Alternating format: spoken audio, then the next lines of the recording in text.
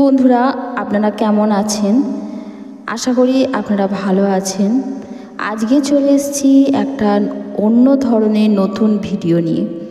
যে ভিডিওটি দেখলে আপনাদের অনেক উপকারে লাগবে, অনেক কাজে লাগবে এবং আপনার সংসারের জন্য অত্যন্ত একটা প্রয়োজনীয় ভিডিও। বন্ধুরা, অবশ্যই ভিডিওটি দেখতে থাকবেন এবং আপনার আপনজনদের কাছে ভিডিওটি শেয়ার করতে থাকবেন।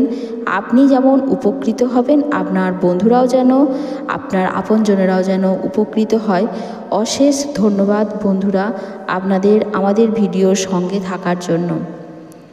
নতুন বন্ধুরা যারা আছেন আমাদের ভিডিওতে, অবশ্যই তারা যেন আমাদের ভিডিওটি সাবস্ক্রাইব করবেন, লাইক শেয়ার কমেন্ট করবেন এবং আপনার আপনজনদের কাছে ভিডিওটি শেয়ার করবেন।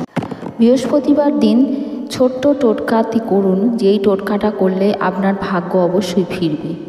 লক্ষ্মী পুজোর দিন মা লক্ষ্মীর কাছে ঘিয়ের প্রদীপ জ্বালাবেন। এবার প্রদীপের মধ্যে 11টি লক্ষ্মী কড়ি দিয়ে দেবেন। এরপর লাল আসন পেতে বসে মায়ের প্রণাম মন্ত্র জপ করবেন। জপ করা হয়ে গেলে উঠে যাবেন, তবে খেয়াল রাখবেন যাতে এই প্রদীপটি সারা রাত জ্বলে। পরের দিন সকালে স্নান করে মা লক্ষ্মীর পুজো করুন। এরপর প্রদীপ থেকে কড়িগুলো তুলে নিয়ে গঙ্গার জলে ধুয়ে নিন। তারপর ওই কড়িগুলো যেখানে আপনি টাকা রাখেন সেখানে রেখে দিন।